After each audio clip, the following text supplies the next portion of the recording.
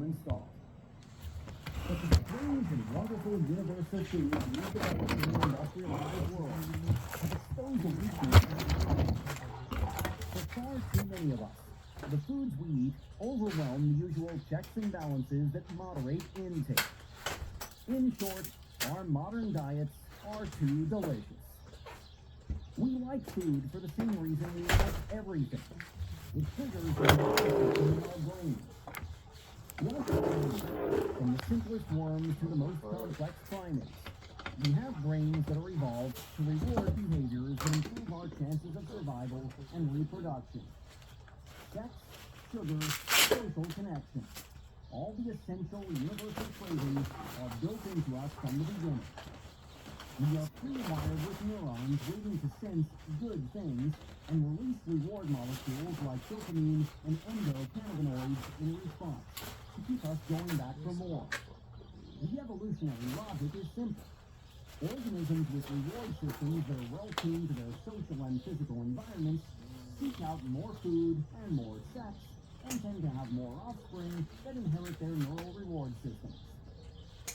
Because we're such complex cultural animals, we learn a million ways to express these desires in a mind-bogglingly diverse set of associations for each reward.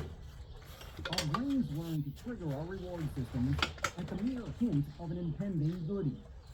We salivate at the sight of a donut or the smell of popcorn, or fantasize over a pair of high heels or a low voice because of the associations our brains make subconsciously.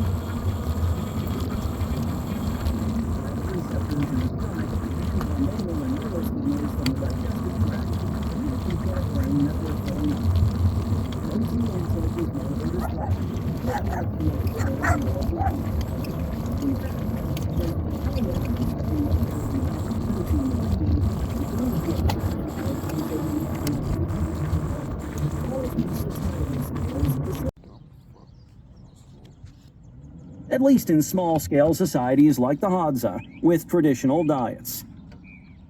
Modern diets overwhelm our hypothalamus and its ability to balance intake and expenditure in two ways. First,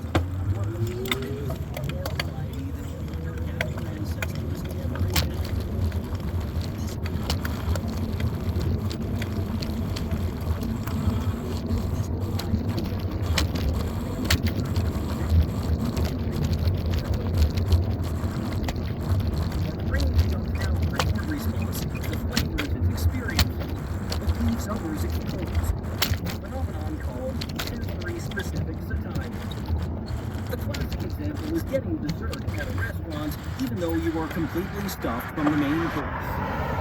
The main course is usually savory, lighting up your reward neurons for practical size. By the time you've finished it, your hypothalamus has successfully extinguished the reward of savory food. You couldn't eat another bite. But dessert is sweet, and those reward neurons are open for business. Just the sight of the dessert menu starts the sugar reward circuits firing. Your hypothalamus is helpless. You laugh about how it set the stomach for dessert in order to credit the money. These mind effects are alive for decades.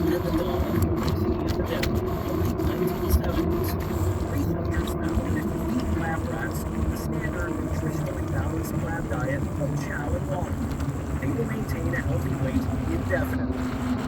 Rather than a vegetarian diet of typical Western foods with lots of tasty options, and they will inevitably overeat and get fat.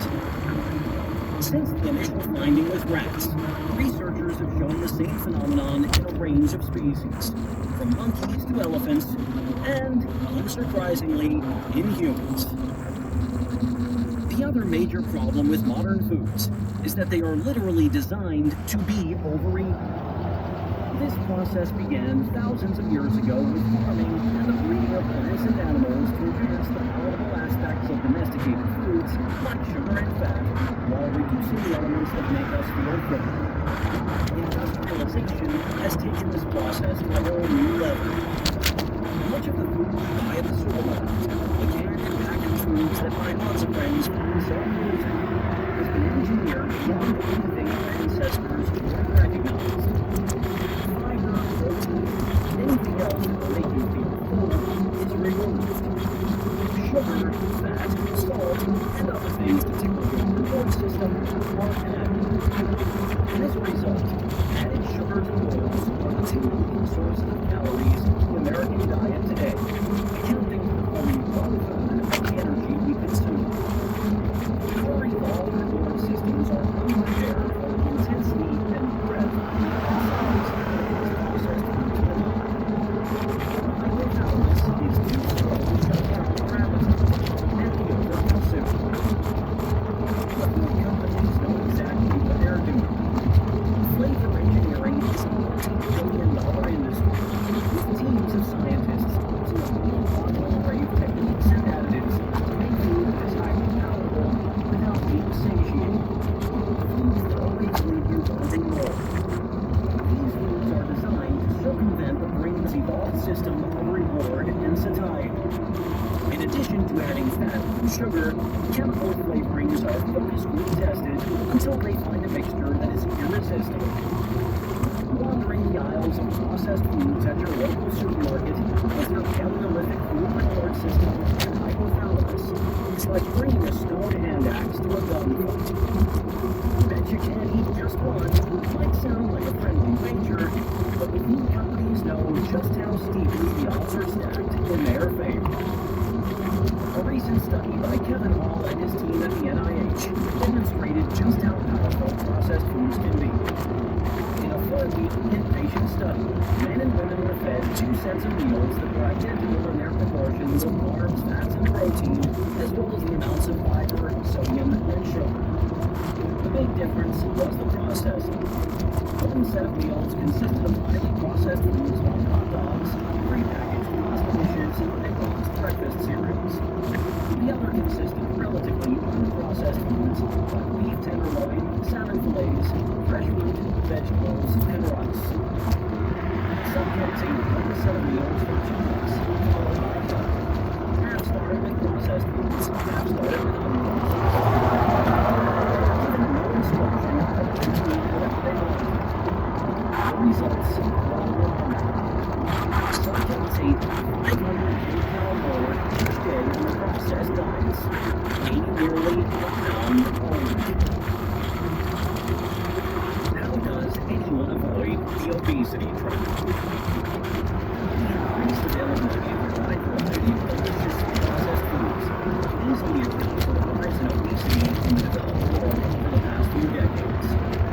While the rise in available food calories per person explains the increase in the average weight per person, it doesn't explain the diversity in body shapes and sizes. If the variety of delicious processed foods that surrounds us in the industrialized world is so fattening, why aren't we all obese? Why are some of us able to keep the pounds off despite the temptation? One important clue is that obesity tends to run in families. It is highly heritable, which means there appears to be a strong genetic component. People who share the same gene variants tend to end up the same weight. Studies of twins in the 1990s helped to show how these similarities play out. If you overfeed people, they'll gain weight, no surprise. But because of the metabolic compensation we discussed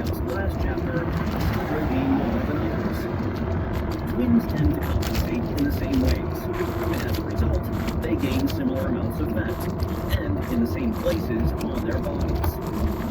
Twins respond in similar ways to underfeeding and weight loss as well. The revolution in genetic research over the past 2 decades has uncovered over 900 gene variants associated with obesity. Just as we suspect, nearly all of these genes are active primarily in the brain, clearly pointing to the brain as the epicenter of dysregulation in obesity. The food reward system is complex and expansive, as are the systems that regulate hunger, satiety, and metabolic rate. Myriad pieces of those systems are built by our genes. Those genes vary a bit from person to person. Some genetic variants make our reward and satiety systems more prone to overeating, others make them more resistant. The hand you're dealt has a lot to say about whether you find it easy to maintain a healthy weight. Genes aren't destiny. After all, biological evolution is slow.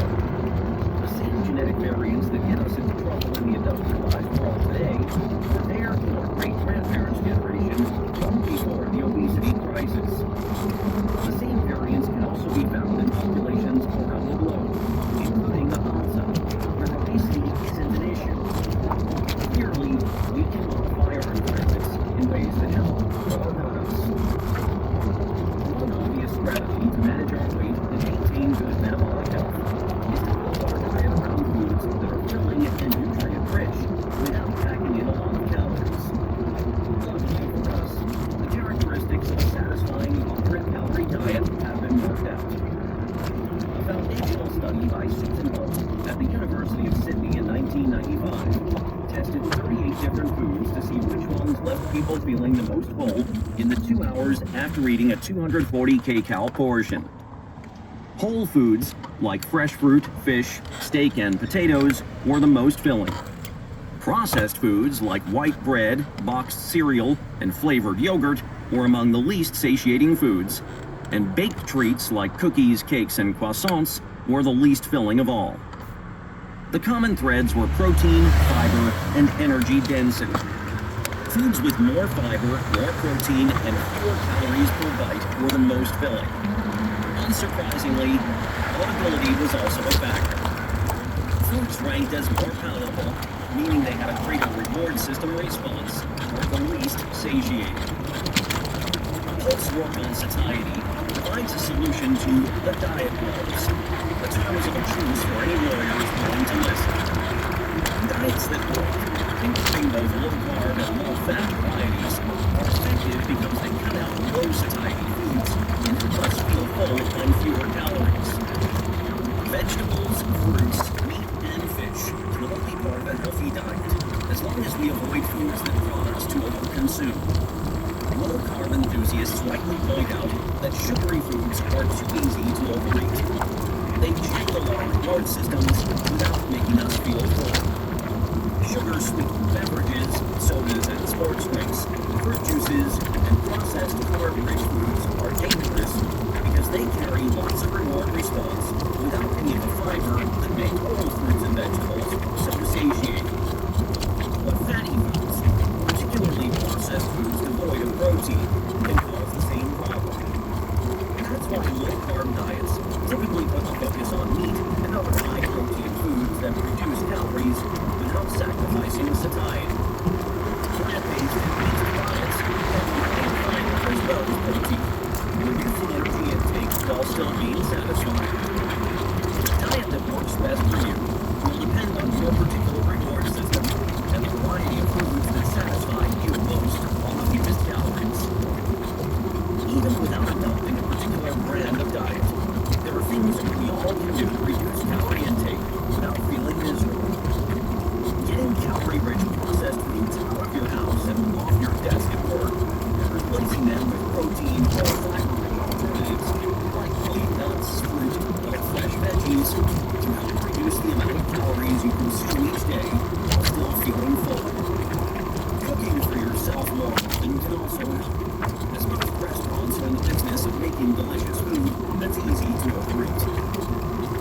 We can also try to lower the stress in our lives. Emotional and psychological stress, as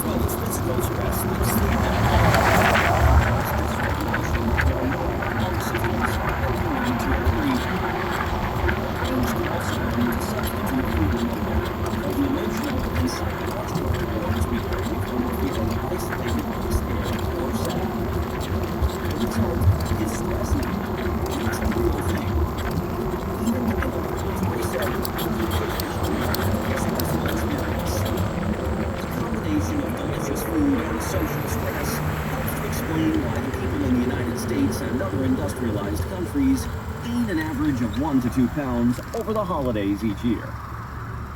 Over a lifetime, chronic stress can have devastating effects on our weight and our health. No wonder that poverty and lack of opportunity are so strongly associated with obesity and cardiometabolic disease in the U.S., particularly in African American communities and others that have to navigate the slings and arrows of structural racism. We'll tackle some of the societal challenges in energetics and metabolic health in Chapter 9. How to eat like a Hadza. Morning in a Hadza camp. Ryan and I were making the rounds, going house to house to hand out GPS units, part of our work on landscape use, and ask how things were going. A bit of small talk at each hut, not much else. People were still waking up. Then we got to Alhassa.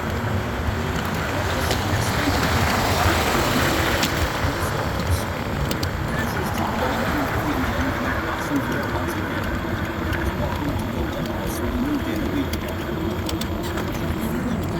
The last couple of days, hadn't felt like moving in. He sat on his blanket and rummaged through the hot ashes of a small cooking fire with his bare hand as he described his issues. Stomach cramps, diarrhea. Oh, and we are the Prince Zebra. The monkey pulled a thin lump of crushed zebra meat out of the ashes and began tearing it into 3 bite-sized pieces. The zebra had been killed 5 days prior. Meat had been shared widely across Canada.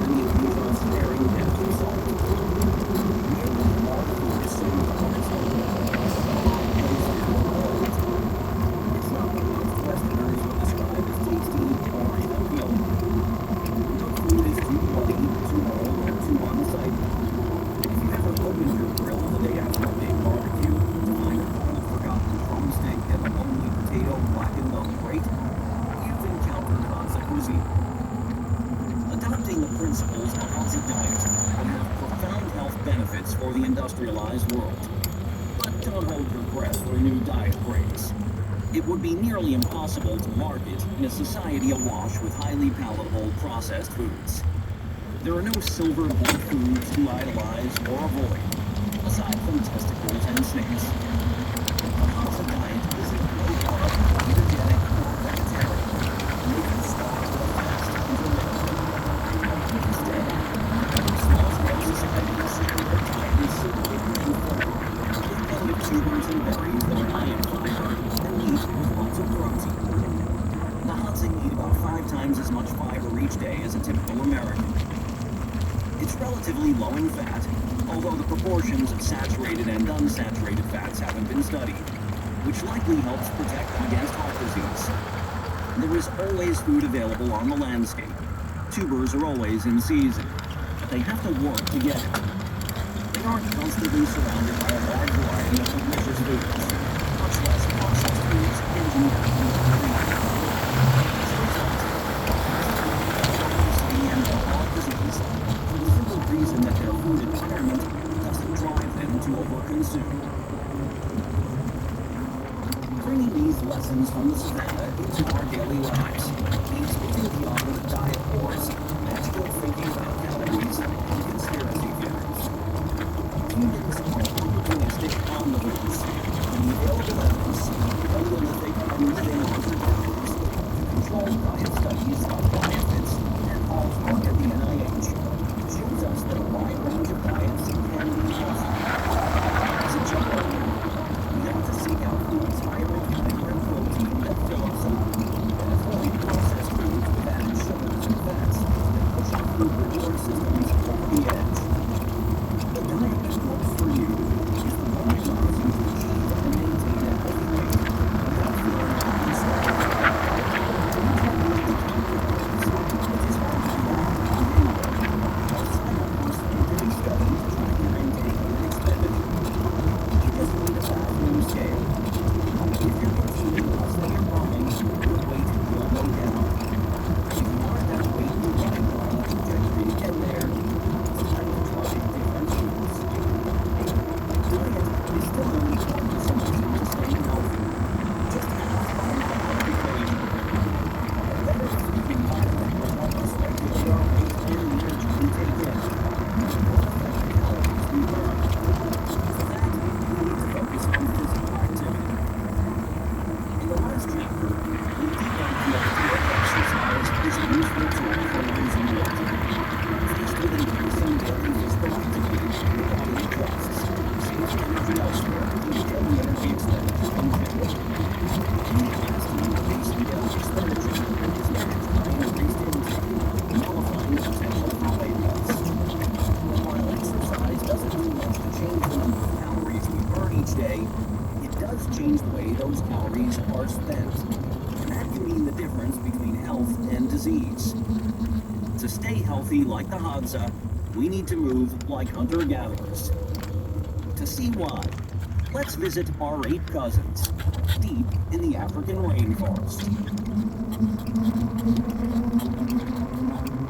Chapter 7. Run for your life. As my plane sailed through the night sky 35,000 feet above the Sahara Desert, I looked down through my little plastic window into the immense blackness below, wondering what I'd find when we landed. It was my first trip to Africa, and I was heading to Uganda to study chimpanzee climbing. I was traveling alone in the pre-cell phone era. My only security blanket, a printed sheet of paper, a handful of helpful tips compiled and passed down by other grad students on how to negotiate the trip from the airport in Entebbe to the capital in Kampala by taxi, and onward by bus to Mbale National Park, the heart of the country. I went through the checklists and gear I was carrying once more in my mind. Silently rehearsed the conversation I'd have with a rush of taxi drivers at the airport to negotiate the fare to Kampala. I reminded myself, you're prepared. And for the most part, I was. I was totally new to rainforest fieldwork, but I'd been prepping for weeks. Rubber boots, long-sleeve shirts and pants, rain gear. 2 huge duffel bags full of equipment, most of it from my advisor, all good advisors, used his grad students as mules to transport it to the field. I had gotten a full package of vaccines and was taking my malaria prophylactics religiously. I got to my hotel in Kampala and then to Mbale without being kidnapped. From the tip sheet, I learned how to read folks in Lutoro, a local language. Oleota for a single person, Oleota for groups. The response is always, Oroki. I was even ready for the bugs. Mosquitoes and other pleasant illnesses weren't as bad as I figured. I found the occasional mango fly bars out my skin like pimples, thankful they hadn't done my nether regions. The first time I was swarmed by biting army ants, I ripped off my pants and plucked them from my thighs like an old pro. I even ran managed to yank a tick from the depths of my nose, way up there, practically between my eyes. With a little patience and a long pair of metal Revlon tweezers I borrowed from my uncle and horrified fellow researcher. But I wasn't prepared for the smell of chimpanzees. On my first day in the forest with the Kibale Chimpanzee Project Research Group, we crested a small log overlooking an open area and stopped, silent. Just ahead, maybe 30 yards away, a party of chimps sauntered up to an enormous, sprawling fig tree, their bodies a vibrant black against muted greens and browns of the forest. One by one, they scampered up into the canopy and began to eat, lounging in the massive branches and gobbling handfuls of figs like Greek gods. It was my first time ever seeing apes in the wild, and one vision is seared into my memory. Like all researchers with the Kibale Chimpanzee Project, all we were doing so. We were to observe the chimps quietly and give them their space. We were in their world and needed to respect them. And for the first few days, all went according to plan. We'd wake up before dawn, in the chimps, and follow them as long as we could manage, often until dusk, always keeping a safe distance, 20 yards minimum. It was thrilling, but still felt a bit like a trip to the zoo. The chimps kept far enough away not to both maintain my intellectual distance. They were animals, and I was a serious researcher, studiously observing them with academic detachment. Then, somewhere near the end of my first week, a party of chimpanzees surprised us as we followed them, doubling back and filing past us on the ground just a few feet away, close enough to smell. Punching up the wood the smoke of life in dead forest, still unsettlingly human. That visceral recognition seemed to wake me out of a fog. Suddenly it didn't feel like I was observing animals anymore. These creatures were something more. Peter Singer, a moral philosopher at Princeton University, has argued quite powerfully that the boundary we draw around our species is arbitrary, that sentient animals are morally equivalent to humans.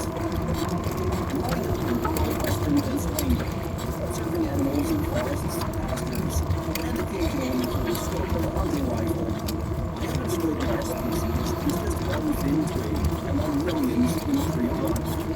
But I never felt any confusion between human and other. The notion that humans aren't distinct, that the line between us and them is arbitrary and meaningless, would seem absurd to me. The abstract legalization of eight beings who never spent a day in the woods. Now, standing there in the middle of the London rainforest, I wasn't sure what I was looking at. The vision in my mind between human and animal was still there, but the chimps had crossed over to our side of the fence. I mumbled something to a veteran researcher in our group. She gave me a knowing look and turned to follow the chimps. Of course, that uncanny kinship is the reason we find apes so fascinating. We can't help but see ourselves in them. It's their inescapable humanness that prompted a young Jane Goodall to break with tradition, giving the chimps of Glenveigh National Park names like Fifi and Gremlin, rather than the inert serial number IDs that previous generations of bird and mammal ecologists had given to their subjects. Ever since Goodall, Anne Fossey, and Rute Galdikas began their pioneering work with wild apes in the 1960s, we've learned just how similar our closest evolutionary relatives are to us in body and behavior. See figure 4.1 in the bonus PDF. Chimpanzees, bonobos, gorillas, and orangutans have complex social lives and long-lasting friendships. They hunt and use a broad variety of tools, wrestle and play, fight and complain, and seem to grieve when loved ones die. Apes even have something like culture, learning a variety of social norms and foraging tricks from their community. We share a number of bad habits with our ape cousins as well. As I learned that summer in Kibale, chimpanzees are lazy. True, they are incredibly powerful, able to scale giant trees effortlessly, and the males occasionally thrash one another and display ferociously. But for every dash through the forest or bear-toothed screaming explosion from the alpha male, we spend hours watching the chimps just hanging out. Chimpanzees and the other great apes get 9 or 10 hours of sleep each night, and spend another 10 hours each day resting, grooming, or eating. They walk less each day than the typical American.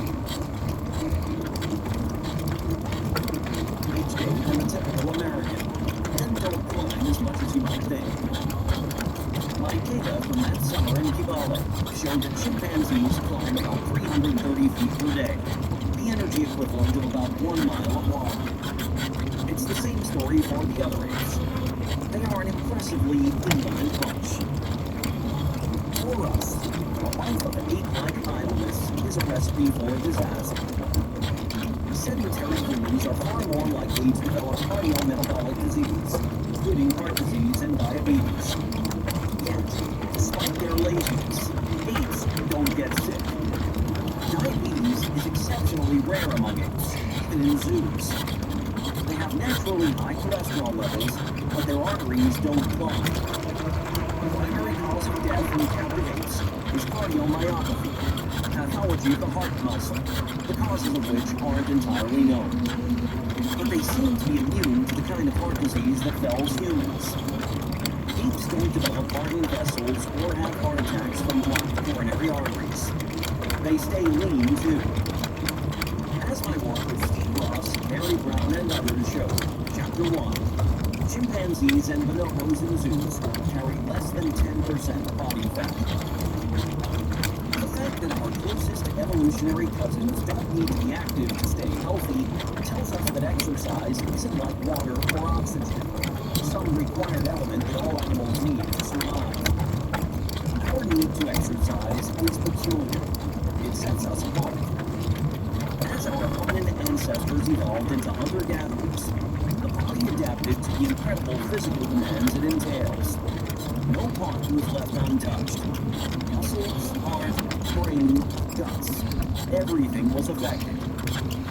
As we discussed in Chapter 4, this transformation fundamentally changed the pace at which our cells work, accelerating our metabolic rates to meet the energetic demands of our high-octane strategy. Those ancient adaptations have consequences for us today. Our bodies are built to move. In our modern, industrialized world, free of the daily demands of foraging for our food, we need to exercise for our bodies to function properly. It's a legacy of our hunter-gatherer past. Our hunter-gatherer past provides an evolutionary context for exercise, the answer to why exercise is so vital. But it doesn't tell us anything about how exercise works to keep us healthy. We know from our work with the Hadza and all the other research discussed in Chapter 5 that the standard line that exercise helps us burn more calories is wrong. Sadly, a lot of people, when they find out that exercise doesn't have a big effect on daily energy expenditure or a durable impact on weight, assume that exercise isn't important. That's precisely the wrong message to take home. Data from hundreds of studies and hundreds of thousands of subjects over the past several decades are clear. Our bodies work better when we exercise. But if exercise isn't increasing the number of calories we burn each day, what exactly is it doing to keep us healthy? In this chapter, we'll delve into the effects that exercise has on our body. Specifically, we'll look at the impact of exercise on our metabolism. As we'll see, the metabolic response to exercise, the myriad trade-offs and adaptations that keep daily energy expenditure in check, are a big reason that exercise is so beneficial. Rather than an excuse to avoid exercise, constrained daily energy expenditure is one of the main reasons regular physical activity is so important. Exercise doesn't change the number of calories you burn each day, but it does change how you spend them. And that makes all the difference. Exercise gets everywhere. The The benefits of exercise aren't limited to its effects on energetics. It makes you strong and fit for one thing, which is a great way to keep the Reaper at bay. One fun example. Men who can do more than 10 push-ups in one go reduce their risk of a heart attack by more than 60% compared to men who can't. Go on, pause the audiobook and check how you're doing. I'll wait. Aerobic fitness is associated with better cardiometabolic health and longer, healthier lives as well. The benefits of staying strong are particularly important as we age. One standard measure of fitness for older folks is a 6-minute walk test. Yes, it's 6 minutes. Older folks who can cover at least 100 feet that time will notice a decline in the next decade. Compared to those who can make 950. Defined as anything demanding 6 minutes or more, for free, as the effects all over the body. These are activities like jogging, playing soccer or basketball, backpacking, or bicycling that will get your heart rate. Fitness exercise gets the blood pushing through your veins, breaking lungs and making it outside. It's important and it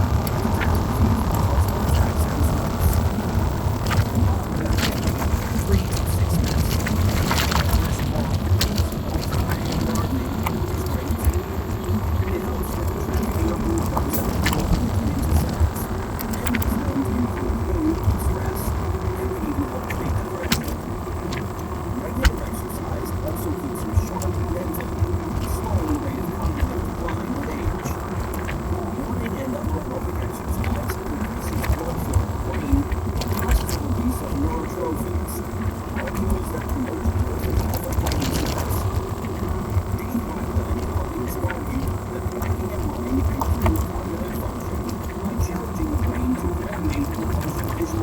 Lessons to a blood pressure low, less fun, more cost. Exercise doesn't stop there. As Dan Lieberman, my PhD advisor, details in his book, Exercise. Activity affects every system in the body, and the response to reproduction. Several mechanisms underlying its reach are still being worked out. The range is staggering. In addition to the nervous system and circulatory systems, both of which extend throughout the body, exercising muscles release hundreds of molecules into the bloodstream. We are only beginning to understand all the myriad ways that exercise affects us. No part of our body is untouched. A different way of thinking about exercise energetics. The fundamental insight from our work with the HOTSAT and other physically active populations is that our bodies work on a fixed energy budget. This is the constrained model of daily energy expenditure, Chapter 5. Like other animals, our evolved metabolic systems work to keep the total energy burned each day the same, even as demands shift and change. Sure, we'll experience day-to-day fluctuations in energy expenditure, burning more calories if we exercise and fewer if we don't. But our bodies adapt to our normal routines, our habitual workload. As you increase the amount of energy burned on physical activity, the energy available for other tasks is diminished. Figure 7.1 available in the bonus PDF.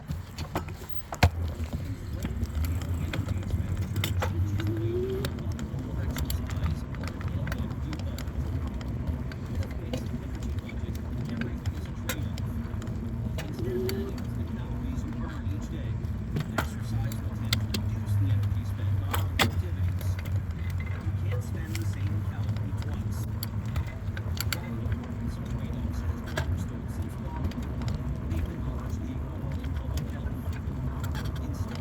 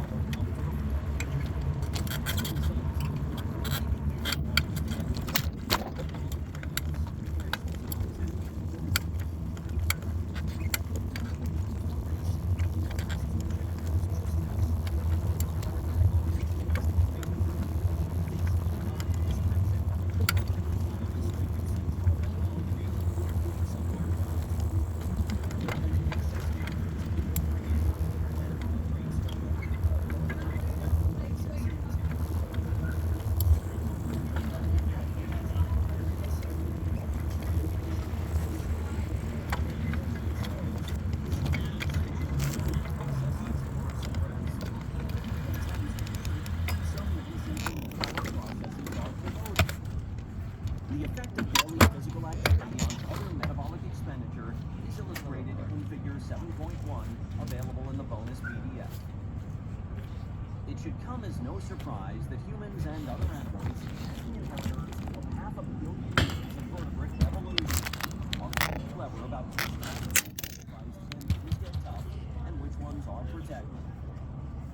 My favorite example comes from the mouse study out of John Speakman's lab that I mentioned in Chapter 5. His team subjected adult male mice to different degrees of calorie restriction and measured how their bodies responded as their energy deficit became more and more dire. Metabolic rates and body mass plummeted as expected, but the effects were unevenly distributed across the body. Most organs, like the heart, lungs, and liver, shrank and burned less energy as the mice lost weight. Brains were protected, maintaining their size. The stomach and intestines actually grew in a costly effort to squeeze every last calorie from their food. The best comparison, though, is between the spleen and testes. The spleen, a major organ in the immune system, melted away immediately, shrinking more than other organs. Testes, on the other hand, were protected, changing very little until the energy deficit was truly desperate. I love the study because it lays bare the evolved metabolic strategy of mice. Life is short, make babies. The immune system is optional. In a long-lived species like us, the evolved metabolic strategy is different. Sam Erlacher's work with Schwarr kids has shown that children fighting an infection increase the energy spent on immune defense while reducing their growth. Apparently, when times get tough, humans play the long game, allocating energy to maintenance and survival. When exercise starts to take up a large chunk of the constrained daily energy budget,